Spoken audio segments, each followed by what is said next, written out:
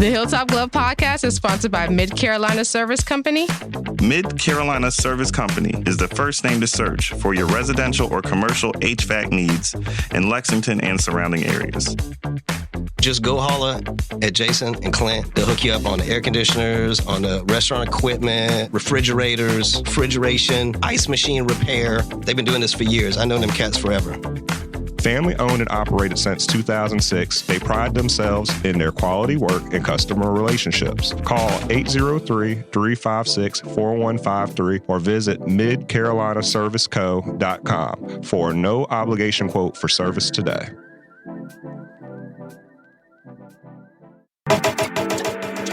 The Hilltop Glove Podcast is sponsored by True Brilliance Entertainment. True Brilliance is a production, promotions, and management company dedicated to connecting artists and producers across the Carolinas to music industry professionals. Several of their clients have placements both domestic and internationally as a result of their services. Are you an artist or producer looking to build meaningful relationships within the music industry? Then True Brilliance is for you. Check them out at paramilitary.com. That's spelled P-A-I-R-A military.com. This episode of the Hilltop Glove Podcast is sponsored by Bob's. Bob's is a Columbia-based retailer of over 100 Black-owned products from 20 Black-owned businesses. Bob's offers a wide range of items from household cleaning, cosmetics, and everything in between. With every visit to Bob's, you support Black-owned businesses, giving them the opportunity to grow and establish connections with our community. Bob's is located inside the Noma warehouse at 2222 Sumter Street in Columbia, South Carolina. Visit their website, weshopbobs.com for in-store pickup or to find out more. Bob's can also be found via social media on Instagram, Facebook, and TikTok at weshopbobs. When you stop by, tell them the Hilltop Glove sent you. Bob's brings quality Black brands to the Columbia community. The Hilltop Glove Podcast is sponsored by Red Rooster Sports Bar and Grill. Red Rooster is your neighborhood bar and grill serving the best wings, burgers, and baskets in the Met. Like the amazing food, the bar is always on tap, and there's plenty of screens to watch the big game. Red Rooster is the Midland's premier meetup spot for local car and bike clubs, fraternities, and sororities. Staff is dedicated to accommodating all kinds of parties and events. If you're looking to catch a game, have a bite, and a drink, look no further than the Red Rooster. Red Rooster is located at 7500 Wilson Boulevard, Columbia, South Carolina. For more information, visit redroostersportsbar.com or visit them on Facebook, Instagram at Red Rooster Sports Bar. Go where the winners go.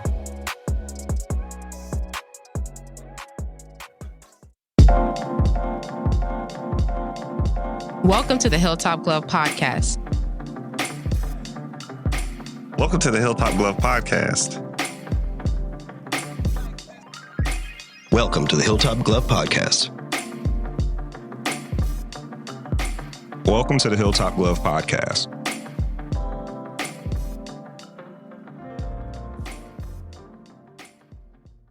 Hello, everyone. Welcome back to another episode of the Hilltop Glove Podcast. Today, we have the pleasure of interviewing Master Key. Master Key is a Charlotte, North Carolina native. She is a mother and music producer. She is a co-director of the Lost in Space, Your Neighborhood Orchestra. Lost in Space is a musical, galactic-themed performance that displays a combination of orchestra, electronic beats, spoken word, and performances to tell the story of a Russian astronaut's voyage through the stars while revealing the truths about life on Earth. What sets her apart from other producers is the type of work she puts into each project. She doesn't want people just to hear the music, but to understand it or interpret it in their own way.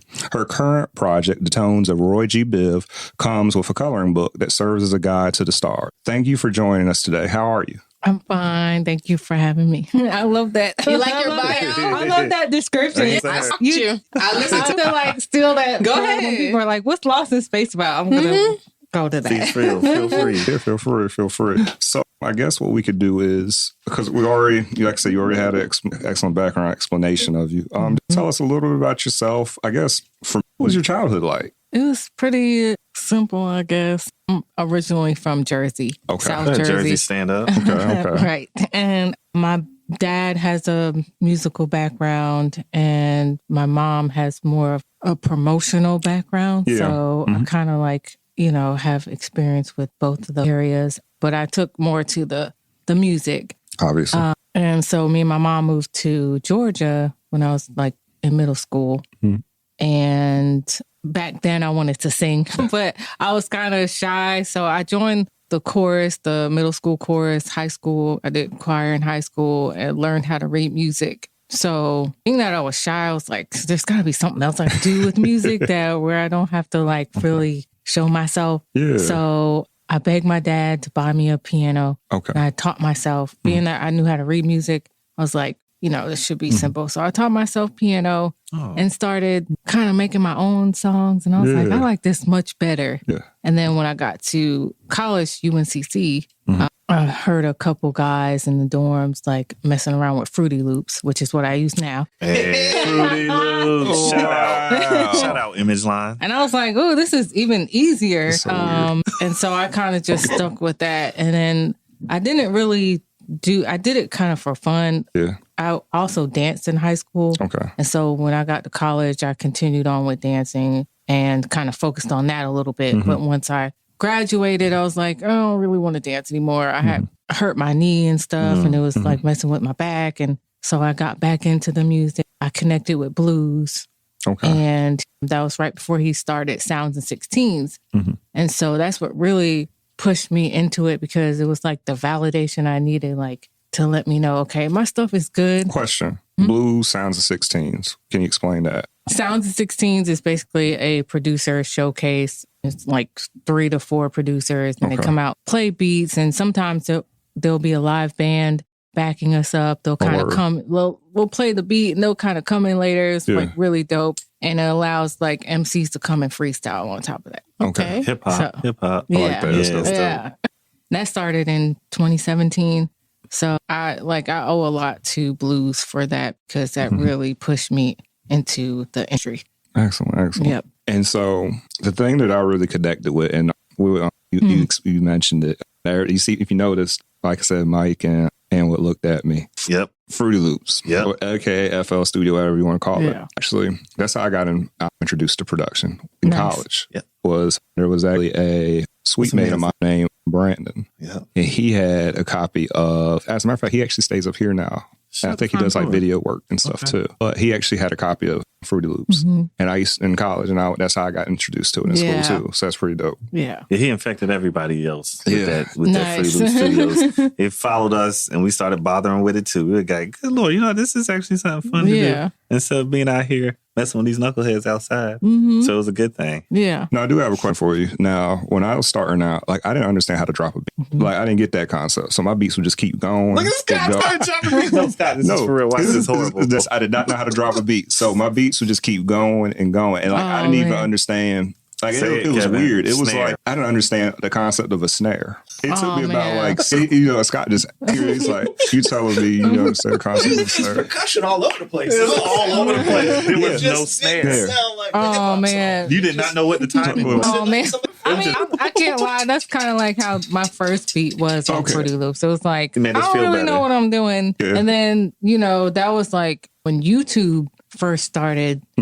Getting popular as well. And then eventually people were throwing tutorials on there. Yeah. And then that's how I got better. Yeah. I remember Mike told us one time, he was like, I think y'all need a snare in the track. And we were like, where do we put it at? He said, right here. And it said, tick, tick. We were like, oh, we like that that sounds like a good thing. Yeah, we were looking wild out here, but it was still fun. That's the main thing. Like, learning to make music was fun. Yeah. And a big, well, we knew what we liked. Yeah, we knew what we liked. And at the time, like, Pharrell and Timbaland were stripping everything down. Yes. Very stripped down tracks. So we're like, we could do that.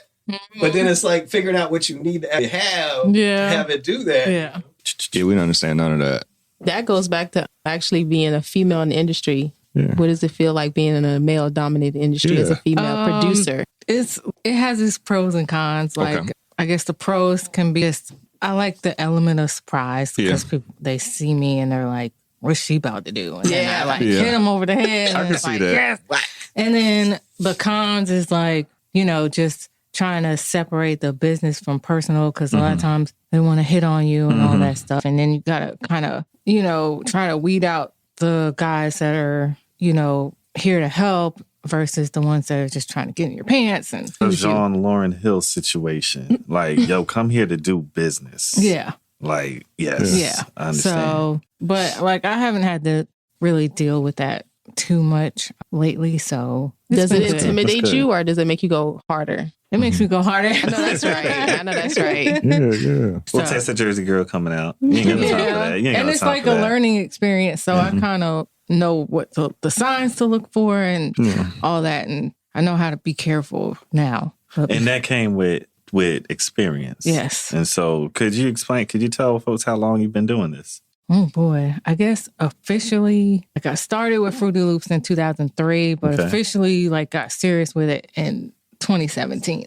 Oh, you better stop being weird right now. This is so weird. That's when we started. That's the same timeline. But listening to your work, like, you can't. Oh my gosh, you can't tell. Like, it sounds so good. Thank you. It's a whole vibe. Literally, as I was doing the questions, I was listening to all your soundtracks, and I was like, okay, I can listen to this because I love instrumentals. It just make you feel a certain type of way. Like, I can feel what you were feeling. Good. Do the music. That's the whole goal. And I try to get better with each beat tape that I put out. I try to make sure it's better than the last. Because I think that's what all artists and producers should strive for. So no lie. What got you started? What made you think of creating beat tapes or instrumental projects? Because that's not the norm. Yeah. It's not. It's not the norm. I don't know. It just allows me to like be creative and do what I want to do versus like, when you're working with an artist, they're like, can you make it sound like this? And this is the vibe I'm going for. And, with beat tape, I can be like, this is my theme and this is how I'm going to do it. This is the order I'm going to put it in and this is when I'm going to release it. And so, yeah, I think I just like that freedom. Did you realize that? Like, here's a question I always like to ask it, like, did the chicken come before the egg? Did you start making the beat tapes before or after you ran into artists that you used for? After. So you had the experience of dealing with artists. Yeah. Because I had to know. I was wondering like how that formulated because I love jazz music, right? So I like instrumentals. Yeah. I'd rather listen to music with no words on it, right? But that make it look crazy to some people. No, I love instrumentals. Yeah, they're like, what's wrong with you? Oh, you want to hear some words? You want to hear these people yelling? I'm like, no, I just want to hear the music. I took a history to jazz music course at UNCC, and it was amazing. And that was actually the first time I sampled something because I heard it in class, and I was like, it was a Duke Ellington song, and I was like, I need that. Yep. So yeah. So did you? With that being said, did you have any particular music genres that you were attracted to growing up outside of hip hop? Definitely in classical, because my dad, he just listened to everything except hip hop. That's what I was wondering. Was that playing in your house? No, he did not like the rap. So we got one rap song. Our dad would play Regulators. We get to hear Warren G riding around in his car. No, he played G-Thang. Yeah, G-Thang. We got to hear nothing but G-Thang, but it was all G-Funk. Yeah. Only hip-hop album, was Will Smith. Oh, really? Wow. Hey, man, y'all don't hate on Will Smith. Which Will Smith album? What was it? The Big Willie style? Big Willie style. And I think he liked it because there was no cursing and it was like but he just never really understood hip hop. I think like if he was still alive today, I think he would appreciate it more seeing me. Especially you see it coming from your own child, you see how you turn it into art that you can consume. Of course, I see what you're saying. But I've always liked instrumentals too. My biggest influence was Hiroshima. I don't know if you ever heard of them. Dang, that was a good one. To hear people drop that. Yeah. Bless my dad's heart. I used to like have him play that in the car like all the time. Like keep playing that one song. Yeah. All right, so question. Yeah. So when was your dad born? If you don't mind, is it 50? Like late 50s, early 60s? 40. Oh, okay. Wow. Okay. He actually, his birthday was on the 23rd, so yeah. Oh, that's cool. So you got a pretty dope understanding of music. Yeah. The reason why I ask is because a lot of folks that come on here, and I know we're us millennial folk dealing with life and et cetera, is like any bits of information that we can get from the past and bring it forward, like the good, especially the good stuff. Oh, those are gems. So like, the fact that you had your parents and they did have this culture of music and stuff around you, even the marketing and media aspect of it being around you, that influence of it with you now, actually, because I mean, did you grow up seeing yourself coming into this situation? No. Nah, right?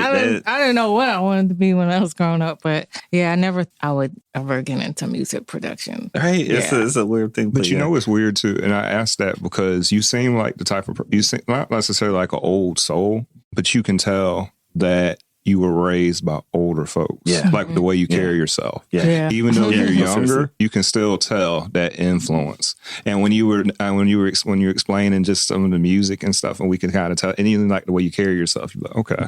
You could tell like her parents weren't like 20, 21, 22, 23. Yeah. You could tell more older. It's the big difference. I used to just go through his like whole collection of CDs and just listen to everything. And that's how I fell in love with Sade. She's my favorite. Ooh, oh Lord, I can tell. See, yeah. You got a good music lesson. So yeah. Yeah, and that's what we were talking about, because I know our father, he's the youngest in a large family. So like growing up, he'd be listening to his brother's music all the time. And they were from the old school, so they'd be listening to Isleys and stuff like that. And they have these 45s, and they would have the 8-track tapes and stuff. And so he'd steal their music. He listened to, and that music that he listened to growing up during that time, he passed it down to us. Yeah. And so like growing up. Turntable. And a turntable. You're right. Literally. It is right. Literally. And so this is something we always like to, when we speak with musicians, artists who work in the music, we always like to see where that effect on you came from. Like, how did you end up here in this position?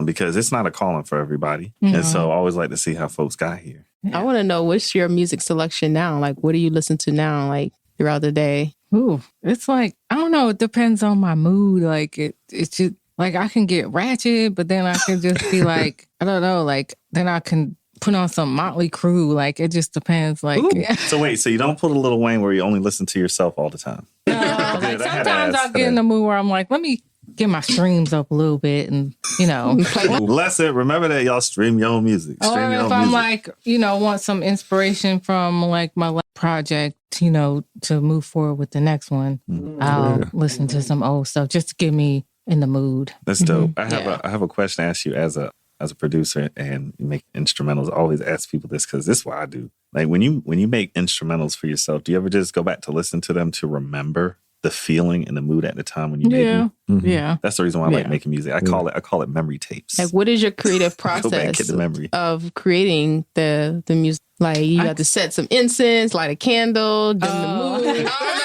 I don't know. I'm an aroma person. So. Well, my studio, I have the changing lights all around. So I kind of I like it to be dark with the lighting. And I prefer like when they're gone to do it, because that way I'm not like getting interrupted, or I don't got to get up and feed somebody, or Just pause. So are you a nighttime producer? Yeah. I figured. Yeah. Called it. Yeah, during the day, I can have nothing to do during the day, but I'll be like, damn, I don't really want to sit in front of the computer right now. Yeah. I'd rather watch Netflix, do it later. And that's pretty much it. And so then I put my phone on silent, because that's when everybody wants to call hit you up when you're working for some reason. That's how it works. So your muse, and this is another thing that draws you to actually doing what you do, is there has to be something that's fueling you. So you have to have something that causes inspiration outside of your earlier influences. So what inspires you now to do your... What is your music? why? Yeah, your why, your muse. My muse. The spirit that fuels you. Is it this spirit, this soul that we're looking at? That's part of it. Man, that's a good question. Because it literally like comes out of nowhere sometimes. That's why it's a good question. I always wonder where it comes from. Yeah. Yeah, because sometimes I just be like, I can go like weeks with not feeling like making beats. And then all of a sudden, it could be just hearing somebody like, I don't know if you know who Simon Something is. Simon Something? Yeah. Who stopped playing? He's another producer. He's dope. He has a beat tape coming out. And I went to his release party the other week, and it was like hearing him kind of like was like that inspiration as well. So sometimes I get it from other producers. From other producers that turn you on and say, hey, I need to go ahead and try this. Yeah. Now, do you, and this is just a technical, nerdy part of production, do you have a preference over sampling to beat creation from yourself? So not taking the sample, it's going to make it from scratch. Do you have how do you hit that vibe? Because that's a weird thing, especially nowadays. You have so much access. It's crazy because I started out making stuff from scratch, obviously. And then once I taught myself how to sample, especially when Sounds 16 started, I did a lot of sampling because it was just like kind of even more of that hip hop feel. Yeah, and it fits the mood. And they loved, the MCs loved that type of stuff. So I kind of stuck with that for a while. Then, eventually I was like, I went back to just doing it from scratch and using like loops. Mm-hmm. I like using loops, but I like also taking the loops. I almost see that as sampling as well because you chop your loops, don't you? Yeah, I chop them. I change the keys and all that stuff. So yeah, it's doing really, the work. It's a different art form. And then I layer them like it'll be a loop from a one producer and a loop from another producer, and I'll somehow like bring them together. Like, you know, they don't go together, but they will now. So that's the alchemy of making music. Yeah, so I know a lot of people are like, ew, loops, but I like loops. And there's a lot of dope, like looperman.com has a lot of dope loop. Yeah, that's what it is. Yeah. It's about looping. So, You like you said, you kind of taught yourself how to play. Do you like playing your own sounds and instruments? it's been a while since I like touched a keyboard because mine is kind of like, I used to have an MPC, but I got rid of it. And I've been I needed the money. But that's real. That's real. So I've always been like, you know, using actual keyboard and mouse to do everything. Can I say this? That makes it even more dope. I'm glad nobody can tell me. You really can literally clicking notes sometimes. That's how good you are. That's how good you are. I'm gonna say, like I heard Rottweiler say this back in the day. Rottweiler, producer back in the day, and he said this. He said, "Man, it's not about the equipment you have; it's how you use it." He said, "I know, see, dope studio. They got all the stuff in there. This stuff is trash. I see this guy on his laptop. You heard his music lit yesterday on the radio," and I was like, "Good point." Yeah. So it's how you use whatever is in front of you. Because I know, like you said, growing up, like Kevin, he had to teach himself how to play it, et cetera. And all we had. Click, click, click, clippity, click, clap. Yeah. And my favorite thing to produce it was still this day, click, click, clippity, click, clap. And I'm sure the other stuff is easier, but like, that's just what I'm used to. Like, even with, like, I wanted to teach myself how to sample with vinyl, but then I'm like, I kind of like. You thought we was cheating? We were cheating with our little samples. Yeah. Because we used to have the folks tell us to use the vinyl all the time. We learned how to use it, right? Eventually. You did, really? Yeah. Hard. I still got those samples too. Yeah, I know you do. Like, it's samples like 15, 20 gigs. Chops. I still got crates. I got crates in my house right now. It's not that hard, especially nowadays. All you really need now is just because remember, all turntables now like USB anyway. They connect in. You feel me? But then I'm like, I'll just go on YouTube and steal it off. Say it again. That's smart. That's how I feel. That's how I feel because you get a better file sometimes. Like, you know, because you have to keep your vinyls clean. You gotta make sure you keep the dust off them. You gotta have, like, I got 2 different types of needles, one for playing and one for recording the sample. Wow. You gotta have it. You wear them out. And sometimes YouTube will have like the remastered or the high 320 kilo versions. So you already know what they have up there too. And I've been, because like you probably know this, I've been, so they also have the heavy vinyl, so that 18 gram weight stuff, and that stuff. It does a good job of transferring quality from the analog into the digital. You can't miss anything. Don't wear out. It's so good. But to buy it, it's expensive. Okay. So I'll just listen to it on YouTube. And then, too, you get your audio files, too, because, you got a lot of people who are really big on digital versus analog. Yep. So really, for me, it's like if it sounds good, just go with it. Yeah, because exactly. Especially nowadays, because most people, especially when it comes to health, a lot of them aren't sitting there listening to it on a big speaker system. They're usually listening to it on their phone. Or in their car. Your speakers don't, like your fidelity is all based off of what people are listening to. Yeah. So if everybody listening to MP3s that are clipped at 441, they don't make them better. Yeah. You aren't getting certain low frequency sounds anyway. It's already cut off. And I remember having to learn this the hard way. I would take files for mixing and I would get the highest quality file for mixing all the way up. And if someone, you're wasting your time, I'm like, why? We aren't even going to mix that sound. We aren't going to use that. So when we started sending stuff out, we just started to lower the quality of it so it can actually send more files, and it made more sense. Like I said, you're working too hard, not working smart. That's all I was doing, working too hard. Work smarter, not harder. There you go, at all times. That gets to the question about the instrument right there. What is it again? Oh, yeah. So this portion of the podcast is brought to you by Lynx Recording Studio. Lynx is a premier audio and video recording studio in the greater Charleston area. With 4 completely different booths, multiple peripherals, and 4 producers, they have the ability to service all facets of audio and video creativity. If you need to record a song, a podcast, create a demo, or even take headshots and complete drops for a Hollywood film, we've done it. Call us at 843-879-9386 or search us online at lynxrecordingstudios.com. That's LYNXRecordingstudios.com. nxrecordingstudios.com. I was like, you gotta ask Master Key about the instrument. Because I mean, you make instrumental music, and you have a whole flow for this. Man, there's a theremin over there. Do you know what a theremin is? You ever mess with one of those? Theremin? Yeah. Have you ever heard of that? No. Again, it's it's the little wood box one with the right wire there. sticking up. Yeah. Oh, no. It plays your magnetic field of your body. You put your hand in the air above there, and as you move your hand, That's crazy. It's the spaceship sound. And I was listening to your stuff. I was like, oh my gosh. Well, I need one of those. Shoot. You make me use it. That's what I'm saying. Look at I use it for, like, next time we do a Lost in Space show. Yeah. It'd be perfect. I've always been fascinated with them, just the fact that they exist. Yep. And what's it called again? It's a theremin. Theremin. That goes right to I'm gonna have to tell you can build your own. Like, I'm gonna have to tell them about that. Tell them about it. Like, y'all bring the theremin up here. I know y'all got one in the back. Yeah, y'all know y'all got one. And like you said, that leads right to the next question, man. How did your connection with the neighborhood orchestra begin, actually?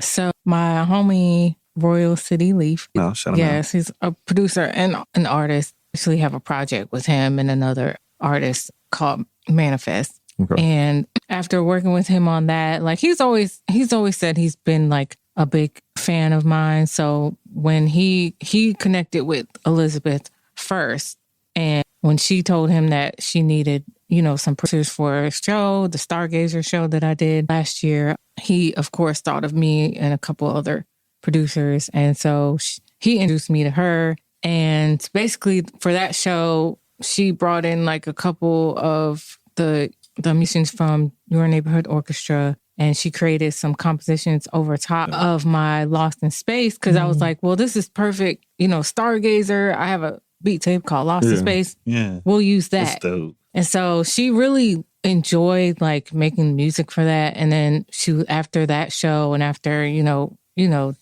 the compliments we got, she was like, we should turn this into something big, but I want to combine you with, Leaf's production as well. And it's crazy. His beats were like totally random. Like mine was a beat tape, but he just had a bunch of random beats that he gave to the other composer, Scott. And, he created something on top of his, but it was like, I don't know if it was like destiny or what, but it was like his stuff like fit perfectly. Like it was, I don't know, it was like meant to be. That's about to say, this wasn't something that was thought up in advance. It came together organically. And then we just created a whole story around it, got blues involved. Yeah. He helped, write out the spoken word, and then we were like, let's get some dancers to really like set the story to like shut the front door. Yeah, it was just like so perfect. Like that's why I'm like pushing so hard for this to become something, to tour with it. Like, oh yeah, because I just feel like, oh, you can do that from city to city. Yeah. I just feel like this can't be for nothing. No, like, it shouldn't be a one-off. How big was the impact of the last one here in the city?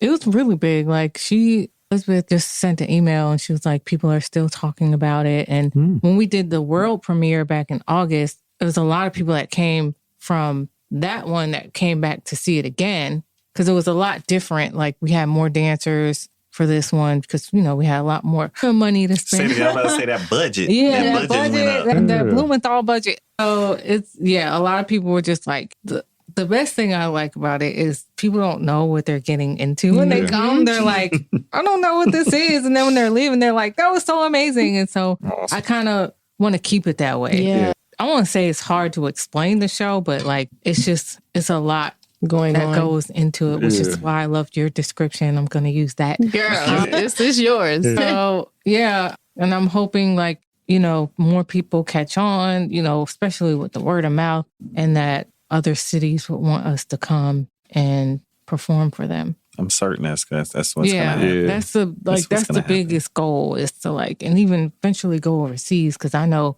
Europe would like appreciate it. Oh, they would love it. Even in places in Japan, that's what I was about to say, where art culture, especially, how would you put it? Technology and art are one and the same. You expand, it'll blow up. Also, cool thing is people are out touring again and they're looking to fill it. Yeah. So please shoot your shot at them. Yeah. Like I'm certain you'll have folks that I think the biggest thing right now is just us finding like a manager and an agent, because right now we're just kind of doing everything by ourselves, and it's really hard. It's very stressful sometimes So we need like that we can trust that can kind of structure. Yeah, and get us handle out the there. business part of it. Yeah. Contact Market it folks. for you. Market it. Yeah. Exactly. So like you being an introvert, how is this like you can push tell you you to what the, introvert yourself. the forefront? Yeah, I know. It's Yeah. like, oh man, I really have to get out of my comfort zone. And the great thing about Leaf is that he is very encouraging when it comes to stuff like that. And yeah, I'm just like, I'm really grateful for both of them. Like I owe a lot, especially to him, for even like considering me out of everybody that he knows. Like he could have literally asked anybody. And, you know. Well, here's the thing. Sometimes you got to pat yourself on the back. If you weren't out there doing the work to set the position for you to have the opportunity, So obviously be you there. got the sound. Say it again. Yeah. You got the, the creative juice. Yeah. Or no, sauce. The sauce. Sauce. That's what we learned. Not the juice, the sauce. And so eventually we're also in the works of, I think we found a studio, like a engineer who wants to sponsor us, but we're going to make a full length album with in one spot. The beats. Yeah. Yeah. So what else you got coming up? Because we need to know. So we're like, the goal is to like get that done by the end of the year, but we'll see. Definitely be something that comes out in 2023. Okay. Because we want people to be able to take the experience into the comfort of their homes and, wherever they're at and get familiar with the whole story. So. And then slowly that way you'll build a nice little following. And they'll be able to follow you to Tokyo. Yeah. We'll do your show at 24. Exactly. Because then when we're pitching it to people, we can be like, well, here's the album.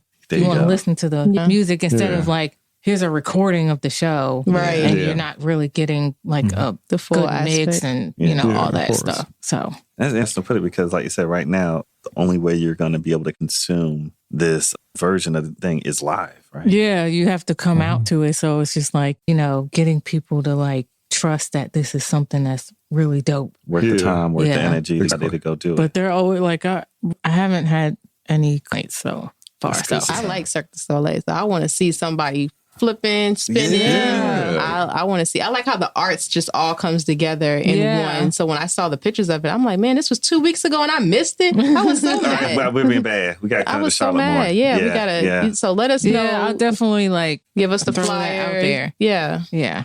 Please send us your music so we can actually put it on the playlist. Hopefully. So Charlotte has a festival called Shout that they do every year. And hopefully we did submit a proposal to them. So hopefully they'll let us like do something for that. But if not, we're definitely still trying to, I think Liz got in touch with someone in New York that could, connect us with some like shows as well. So that's what I like to hear. Yeah. Be like, I met her. It would be nice to get some kind of like residency with Blumenthal. Like if we, have a couple shows in the summer, every summer, like because there's continue to do it. There's a lot of like companies, like there's one dance company that does like their own version of the Nutcracker. They've been doing that for years.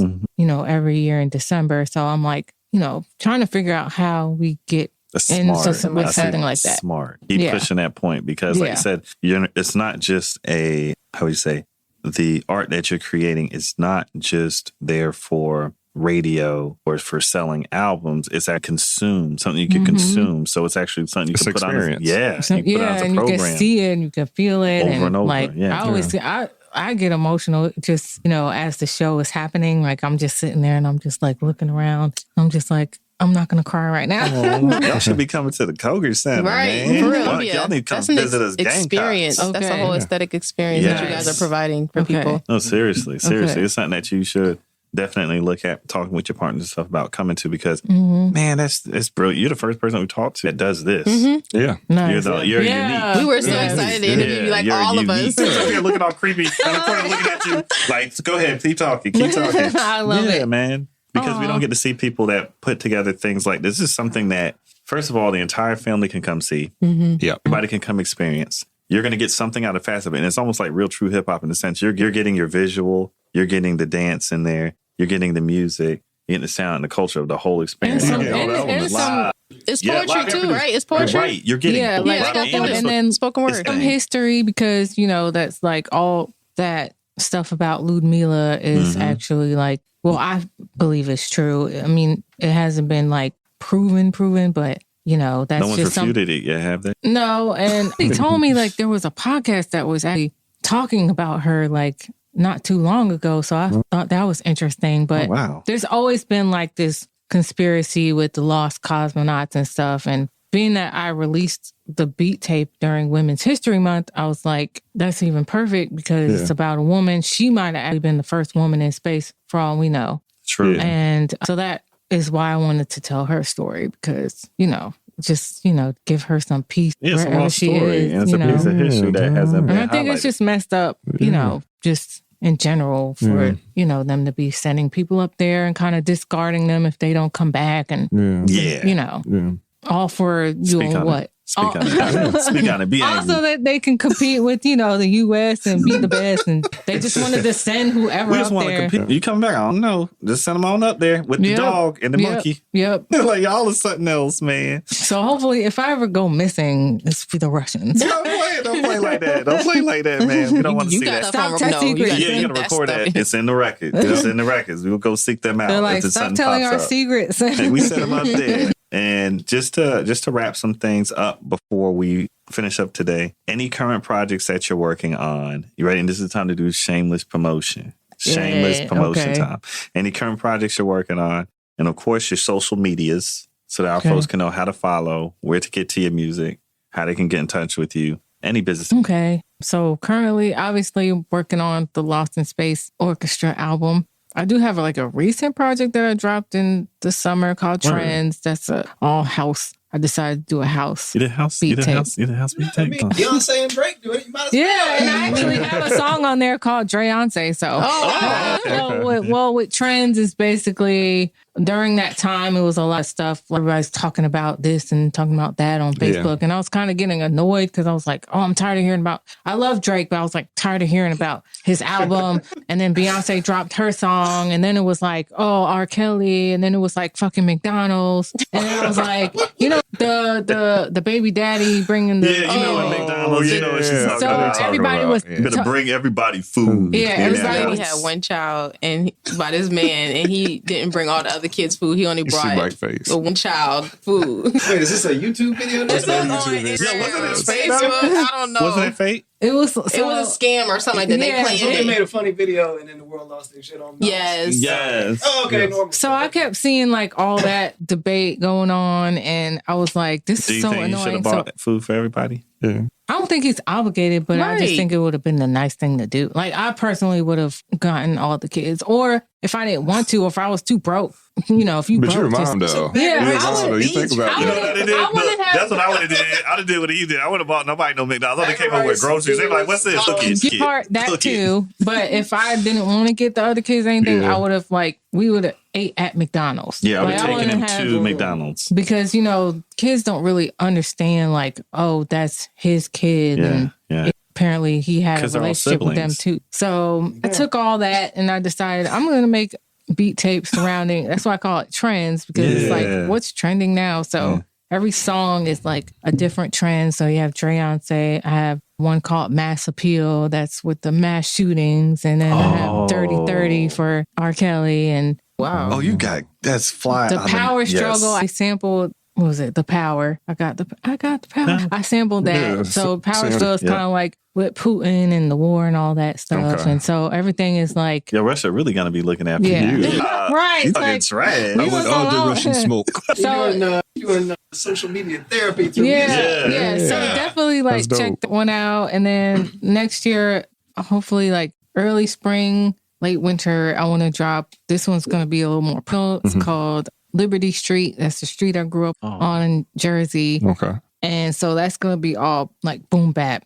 Oh, you better stop it. Right up there. And of course, if you look at all the titles of my songs for all my beat tapes, they all mean something. There's a meaning in all the titles. So no throwaway names. Names, so this one will be all stuff that has to do with me growing up on that street. I have one called 984, which is the year I was born. I have one called the Red Trans Am because my mom had one. I remember her coming home with it. And we were all just oh, it's so amazing. And so stuff like that. Yeah. Yeah. That kind of the title tells the story as well. So once you look at the 10, you can really envision what I'm going for. Oh, man. Yeah, so that will be coming out. Very and then, social media is, I just have IG. It's Tell them how they can find Unlock Her Sound. Okay. And I have a link to all my stuff in my bio. It's my link tree. And hopefully I'll have a website soon. And I don't really do TikTok and the Twitter. That's no problem. That's understood. I'm trying not, it's too much. It really is. You gotta do the one you want. Yep. Yeah, and then Facebook, that's personal. So, So don't worry about that. Yeah. There you go. There we go. What about these tattoos you got? What's about this art right Unique now. Yeah, I got the boombox, I got the key, and I got the keyhole back here. Even though everybody thinks it's a spider, which I hate it because it's like there's a spot. Is that a spider? And I'm just like, oh my god! Like, don't say the S word. And then I have my zodiac and just Scorpio? a lot of Virgo. No, we in the course. business. It's all And then, I Virgos. have, of course, my daughters have the same initial, which happens to be arm. So everybody's up, like, why do you Arm? put arm on your What's up, arm? Arm? How you doing, Arm? No, you know one thing I do like about this What's that? episode, and this is really dope. So this episode is really the essence of why we even do the podcast. Because the thing I like about it is the fact you got your daughter here. Yeah. Right? Yeah. And part of it is us is being it allowing it was a chance to tell their stories. Of course, talk about the things that, make them unique, but also being able to share that there's other aspects to them as well. Mm-hmm. And I think that's just a beautiful thing seeing that. Because Full the whole people. time, like I said, we're complete people. And we got to see that just with the conversation Yes. we're having with you. And I think that's an amazing thing. And I think we need a lot more of that in this Right. world, especially with everything that's Right. going on nowadays. Exactly. Yeah. And how much, especially with social media, and how much, especially as creatives, how much we utilize social media for promoting whatever projects or questions we have. A lot of times Connecting. in connecting, sometimes those things kind of fall to the wayside. Because the whole time she was over there, I was like, man, I can't wait till my daughter gets that age where she can just sit and chill like that. And you're watching what Yes. you're doing and be a part of it. Like, Yes. and growing up now, I understand why certain people who are in the limelight, Yeah. like your Beyonce or LeBron James, why it's so important for them to have their children around. I used to always think about this is something that's crazy. I forget exactly who this is. Who it was that said this? It could have been Shaq. I forget exactly who it was. He said, well, and you may know this as soon as I say this, but he's like, well, I'll come anywhere. Can my child come? Remember we had my fault. You know who said this? We did an interview with him. He owns the studio over in West in Columbia Durham. by Scratch and Spin.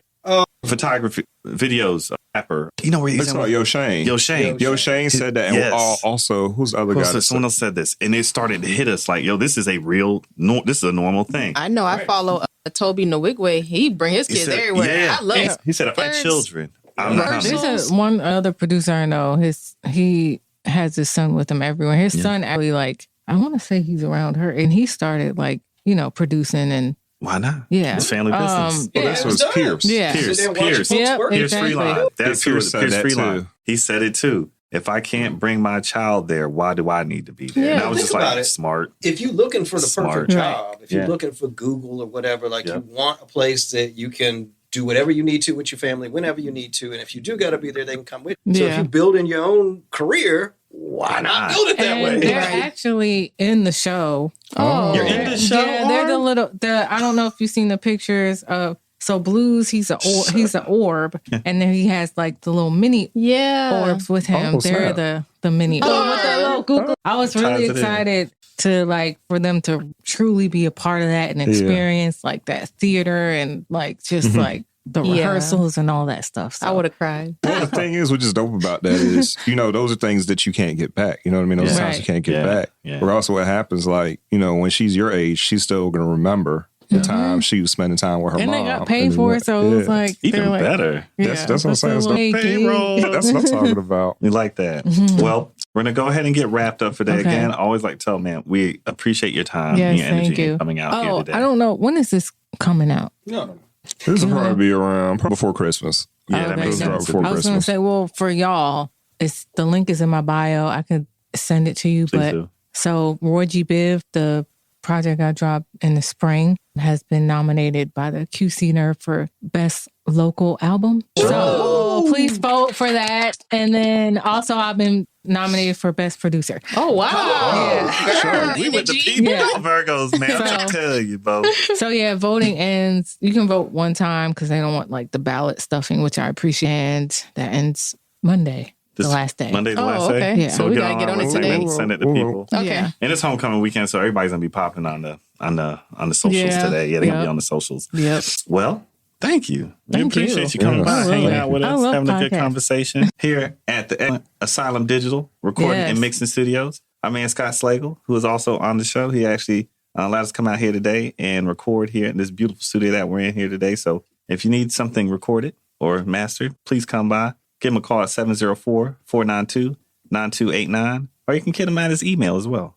Slagle@asylumdigital.com. We appreciate you. Hey, the goat. And then other than that, man, of course, I'm DJ and what have Mike to my left, Tamaya Allen, Skip, and then, of course, our esteemed guest with us today, Miss Master Key. We appreciate you and Arm over there in the chair. Hey, Arm. Shout out. Man, we appreciate you today. I want to tell everybody, thank you for listening to the Hilltop Glove Podcast. Tell somebody out there that you love them. That's it for today's episode of the Hilltop Glove Podcast. Make sure to subscribe to us on Apple Podcasts, Google Podcasts, and other platforms. Also follow us on Instagram and Facebook at Hilltop Glove.